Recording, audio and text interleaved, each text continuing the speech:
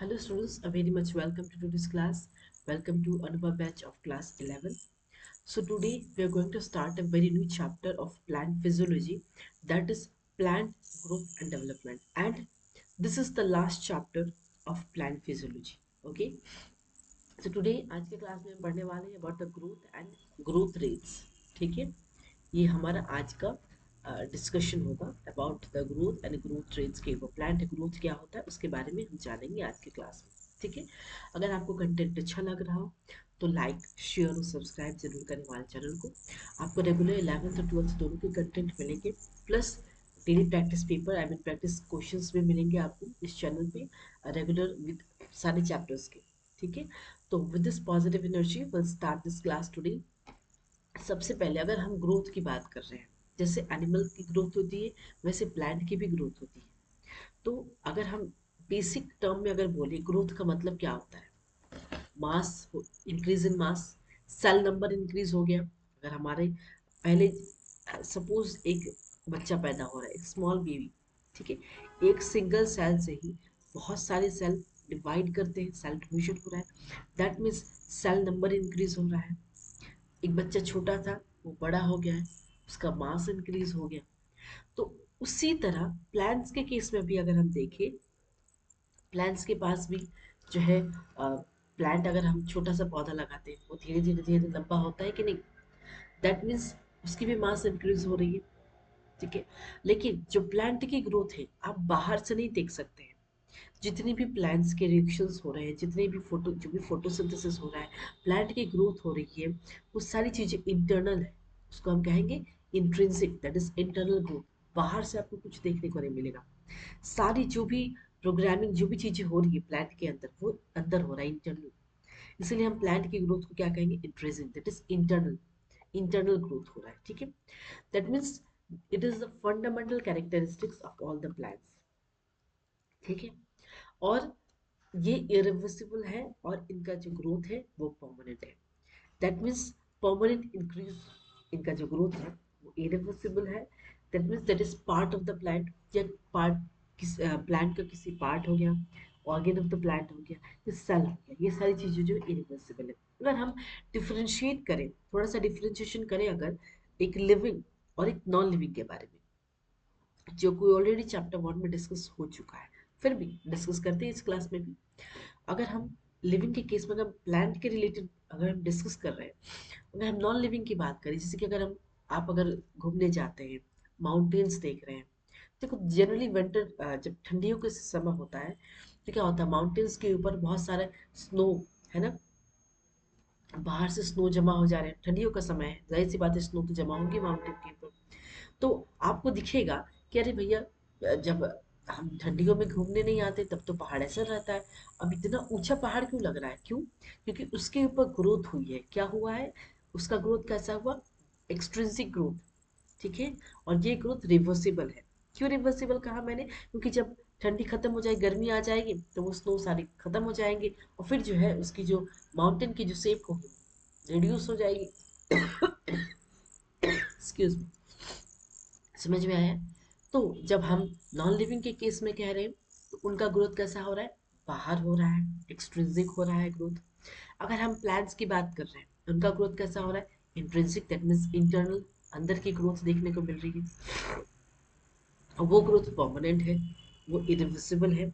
कि अगर एक प्लांट बड़ा हो गया कि वापस वो छोटा हो सकता है, नहीं, हम काटेंगे तब वो छोटा होगा, लेकिन वो खुद से नहीं, एक बार ग्रोथ होने के बाद वो प्लांट वापस छोटा हो गया, ऐसा नहीं हो सकता है। लेकिन नॉन लिविंग के केस में ऐसा हो सकता है। सिर्फ विंटर के केस में आप देखेंगे कि स्नो जमा हो गया माउंटेन्स के ऊपर, तो वहां पे थोड़ी सी ग्रोथ हो गई, उसको हम कहेंगे इंट्रिंसिक ग्रोथ, और you can say that growth is reversible. Okay, clear है? चलिए, अब हम बात करेंगे जो प्लांट की ग्रोथ है, दैट इज कंस्पिशियस, वो इजीली ऑब्जर्व, इजीली देख सकते हैं। ग्रोथ कैसा है, क्वांटिटेटिव है, it's a unique, that is ये यूनिक है। प्लांट ग्रोथ कैसा है, इनडेफिनिट है, इनडिटर्मिनेट है। ठीक है, प्लांट का एक ऐसा नहीं है कि जैसे सपोज हम ह्यूमंस की बात करें, जनरली जो पर्सन की हाइट होती है 5.7, 6, 6.2, इस टाइप से हाइट होती है। लेकिन अगर हम प्लांट्स की बात करें, ऐसा कुछ होता है नहीं, एक प्लांट से जो ग्रो होता ही जाता है ना, इनडिफरेंट होता है, इनडिटर्मिनेट। ठीक है, प्लांट का growth that is unique. Okay, next is open. Open का मतलब it is continuous through out the life span. इनका ग्रोथ कैसा होता है, कंटिन्यूअस हो रहा है पूरी life span, through out the life span. जैसे कि अगर हम बात करें लिव्स की, फ्रूट्स की, फ्लावर की, यहाँ पे क्या हो रहा है, क्लोज्ड ग्रोथ हो रहा है। ग्रोथ आप देख रहे हैं, इंटरनल ग्रोथ हो रहा है यहाँ पे। That means anabolism is greater than catabolism. Catabolism का मतलब क्या होता है, ब्रेक डाउन। ओके, और एनाबोलिज्म का मतलब क्या होता है, सिंथेसिस हो रहा है। ठीक है, दैट मीन्स अगर हम प्लांट की बात करें तो वहाँ पे सिंथेसिस, एनाबोलिज्म ज़्यादा हो रहा है, ब्रेक डाउन कम हो रहा है, कैटाबोलिज्म कम हो रहा है। दैट मीन्स लोकलाइज्ड जो ग्रोथ है वो कहाँ हो रहा है, एक स्पेसिफिक लोकेशन में। जैसा आप देख सकते हैं, लिव हो गया, फ्रूट्स हो गया, फ्लावर हो गया, ग्रोथ एक स्पेसिफिक लोकेशन में हो रही है। ठीक है, अगर हम बात मेरिस्टम की करें, मेरिस्टम का मतलब होता है जो सेल जो है डिवाइड कर रहे, actively dividing cells of the plants. Plants के कुछ ऐसे सेल्स हैं वो हमेशा डिवाइड करते हैं, कुछ परमानेंट परमानेंट टिश्यू होते हैं, वो एक बार डिवाइड करके वापस वो डिवाइड नहीं होने वाले। लेकिन जो मेरिस्टेमेटिक सेल्स होते हैं वो, उनके पास वो एक्टिवली डिवाइडिंग सेल्स होते हैं, वो कंटिन्यूअसली डिवाइड करते एट स्पेसिफिक लोकेशन। क्लियर है यहाँ तक differences meristem and permanent tissue के बारे में। चलिए अब हम बात करेंगे ग्रोथ है कैसा है, मेजरेबल है। That means with respect to cell. अगर हम देखें प्रोटोप्लाज्म एक एक प्लांट में, सॉरी एक प्लांट सेल है, एग्जांपल एक प्लांट सेल है। ठीक है, जैसे कि मैंने कहा प्रोटोप्लाज्म, जो प्रोटोप्लाज्म कंटेंट है वो लिविंग कंपोनेंट है। जितने भी लिविंग कंपोनेंट्स है सेल का वही प्रेजेंट होते हैं, कहा प्रोटोप्लाज्म में। दैट मीन्स अगर प्रोटोप्लाज्म की कंटेंट इंक्रीज हो रही है तो डिफिकल्ट हो रहा है एक प्लांट का ग्रोथ मेजर करना। That means indirect measures are use to calculate measure the growth. That means इन कुछ इनडायरेक्ट मेजर्स हैं जिससे हम प्लांट के ग्रोथ को कैलकुलेट कर सकते हैं, उसको हम पढ़ेंगे। जैसे कि ये एक प्लांट सेल है, माइटोकॉन्ड्रिया, गोल्जी, एंडोप्लाज्मिक रेटिकुलम, जो कि आपको पता है ये सारे सेल ऑर्गेनल्स प्रेजेंट होते हैं, राइट। तो जब ये हमने देखा, जैसे मैं डिस्कस कर रही हूँ, अगर प्रोटोप्लाज्म, ये प्रोटोप्लाज्म है, अगर इस प्रोटोप्लाज्म की कंटेंट बढ़ गई, जैसे कि माइटोकॉन्ड्रिया, गोल्जी, ईआर बढ़ गया, तो क्या हो गया, जब प्रोटोप्लाज्म की कंटेंट बढ़ गई तो वैक्यूल का साइज भी बढ़ गया। आप देख सकते हैं वैक्यूल का साइज भी बढ़ गया। दैट मीन्स जैसे ही वैक्यूल का साइज बढ़ गया उसको हम कहेंगे इंक्रीज इन वैक्यूलेशन। अब हम बात करेंगे, यहाँ तक क्लियर है। अब हम डिस्कस करेंगे अबाउट द इनडायरेक्ट मेजर्स जो हेल्प कर रहे हैं to measure the growth of the plant. तो सबसे पहले अगर हम बात करें एस्टिमेशन ऑफ ग्रोथ, ग्रोथ कैसे एस्टिमेटेड होती है प्लांट्स के केस में, पहला increase in fresh and dry wait.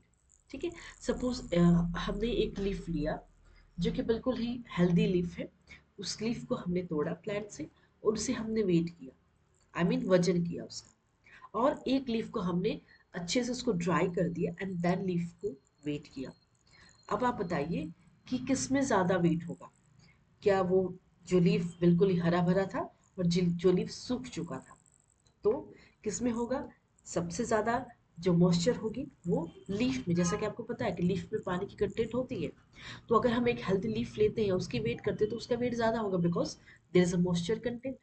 लेकिन जिस लीफ को हमने ड्राई किया उसके बाद हमने वेट किया तो उसमें क्या होगा, उसकी वेट कम होगी बिकॉज जब हमने सुखा दिया तो पानी तो चला गया उस लीफ से ना, तो पानी का तो अमाउंट निकल गया, पानी का कंटेंट बाहर हो गया।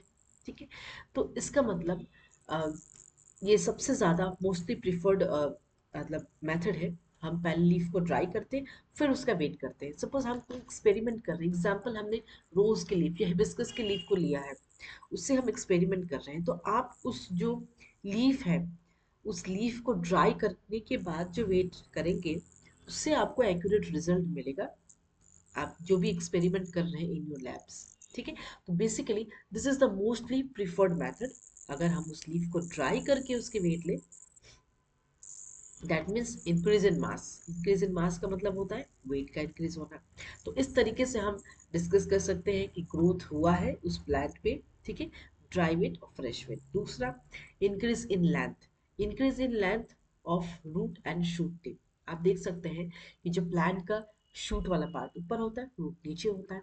जैसे ही अगर आप रूट्स वाला पार्ट इंक्रीज हुआ या शूट टिप इंक्रीज हुआ, तो उसके केस में हम देख सकते हैं कि प्लांट की जो लंबाई है वो इंक्रीज हुई है। That means increase in length of pollen tube. Pollen tube आपको पता है पॉलन ट्यूब कब बनता है, जब एक स्टिग्मा स्टिग्मा पे क्या लैंड हो रहा है, पॉलिन्स लैंड हो रहे हैं, तो पॉलन ट्यूब बन रहा है। उस पॉलन ट्यूब की थ्रू मेल का जो पॉलन ग्रेन है वो पहुंच रहा है फीमेल के पास, देन फर्टिलाइजेशन हो रहा है। ये सारी चीजें हमने 12th में डिस्कस करेंगे, ठीक है। उसके बाद इंक्रीज इन लेंथ हो गया, इंक्रीज इन सेल नंबर। अगर सेल नंबर की बात करें तो एग्जाम्पल दिया हुआ है एनसीईआरटी में, वाटरमेलन की जो सेल है वो 3,50,000 टाइम्स जो है वो इंक्रीज होती है, ठीक है। ओके, नेक्स्ट अगर हम बात करें इंक्रीज इन वॉल्यूम, लाइक हम देख सकते हैं स्टोरेज ऑर्गन्स, आप देख सकते हैं ये क्या जो वेजिटेबल्स हो गए, ठीक है, जैसे कि पोटैटो हो गया, रेडिश हो गया, कैरेट हो गया, ये सारी चीजें जो है, ये सारे जो प्लांट्स हैं मॉडिफाइड रूट्स हैं, और वो क्या है, स्टोरेज ऑर्गन्स है, ठीक है, जैसे पोटैटो हो गया, ठीक है। तो उसमें हम कहेंगे increase in volume. Next increase in surface area. अगर हम बात करें जैसे कि फ्लैट ऑर्गन्स या लीव्स की बात करें तो उनका जो है सरफेस एरिया इंक्रीज होता है, जिससे हम उसमें ग्रोथ डिटरमाइन कर सकते हैं उस प्लांट का। तो इस तरीके से हम एक प्लांट के ग्रोथ इनडायरेक्ट मेजर के थ्रू हम उस प्लांट का ग्रोथ कैलकुलेट कर सकते हैं। क्लियर है यहाँ तक? चलिए अब हम बात करते हैं फेजेस ऑफ ग्रोथ। तो 3 स्टेजेस ऑफ ग्रोथ है। पहला है phase of cell division, phase of elongation and phase of maturation.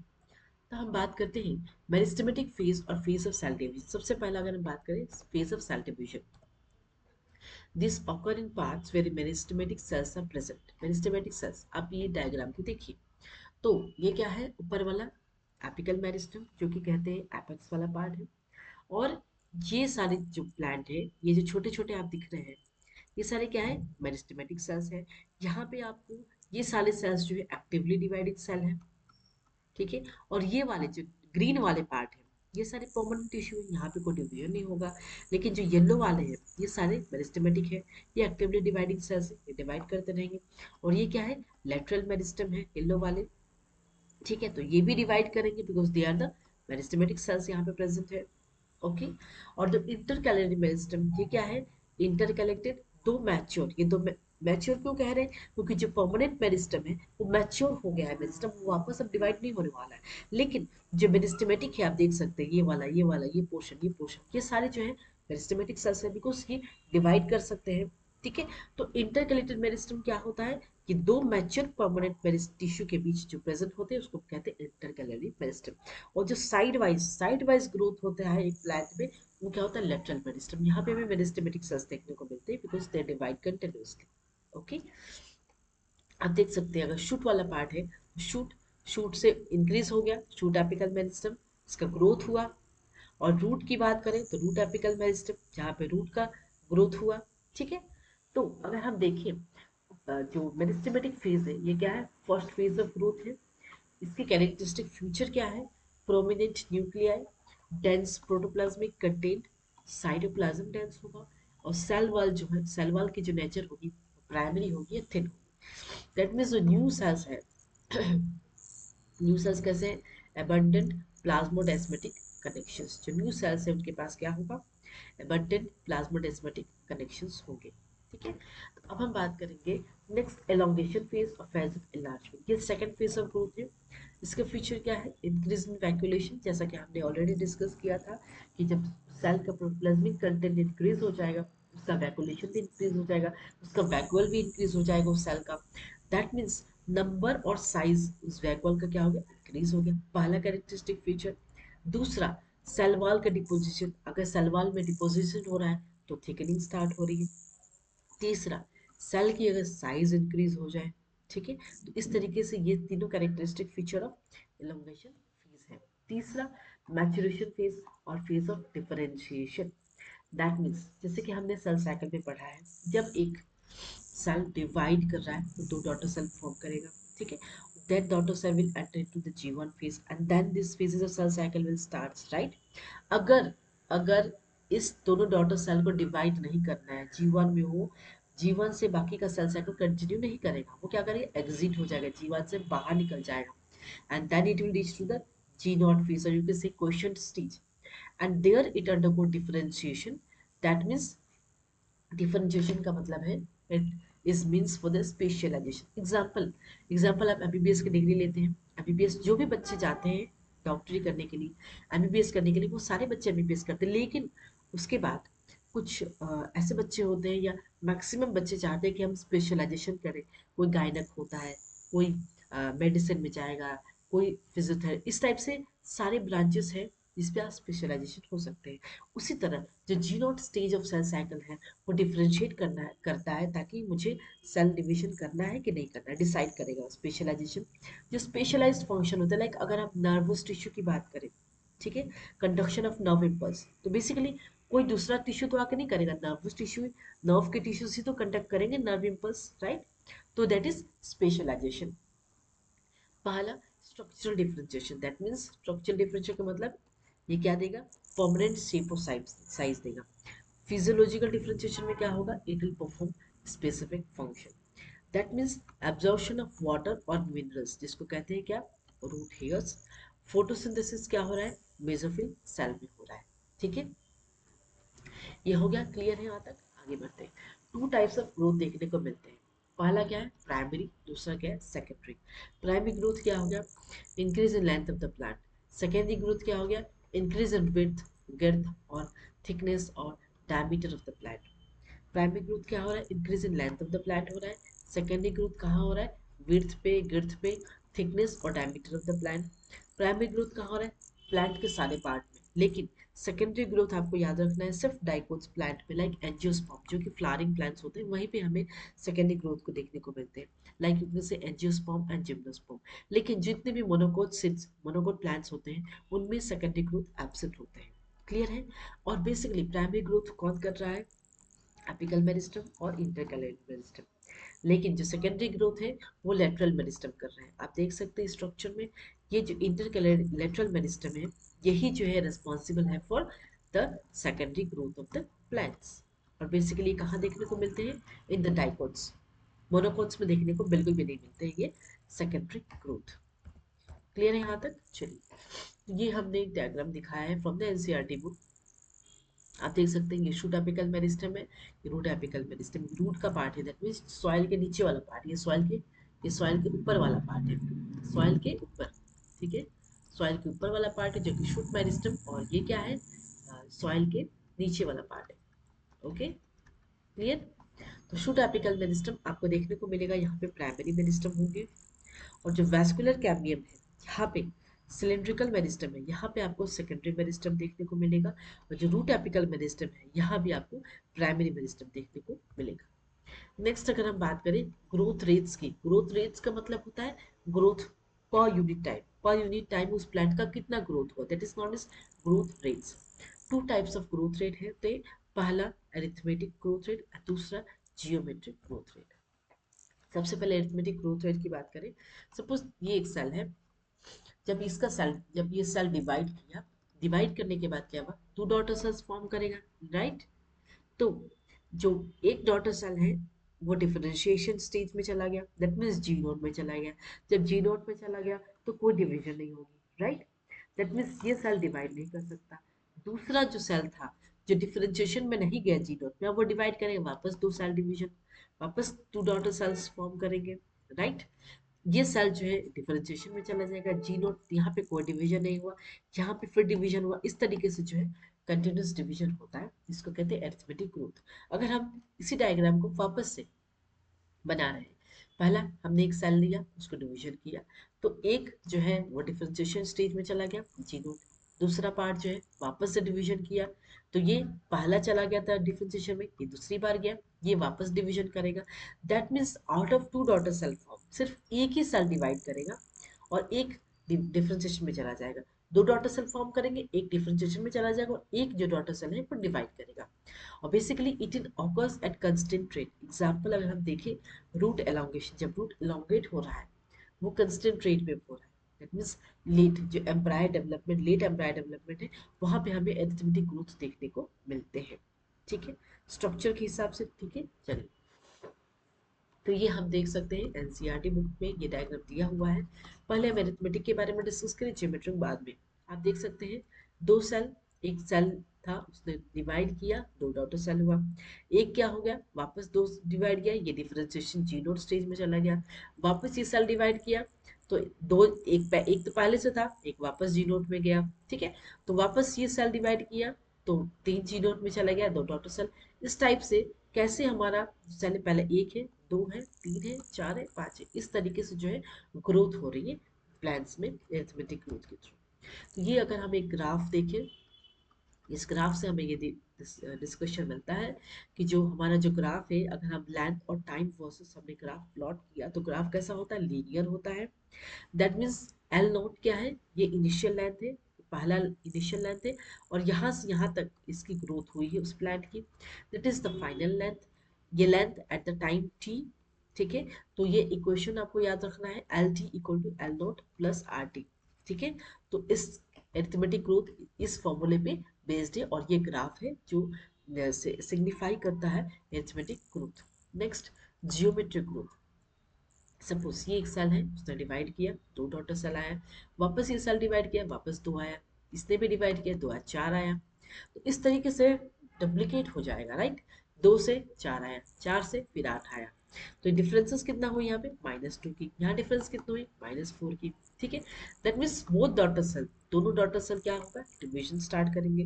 Growth rate कैसा होगा, कंस्टेंट नहीं होगा। एग्जाम्पल, जब अर्ली एम्ब्रियोनिक डेवलपमेंट होता है, जब स्टार्टिंग के स्टेजेस होते हैं जैसे ब्लास्टुला गैस्ट्रुला, उस सब में ये जियोमेट्रिक ग्रोथ देखने को मिलता है।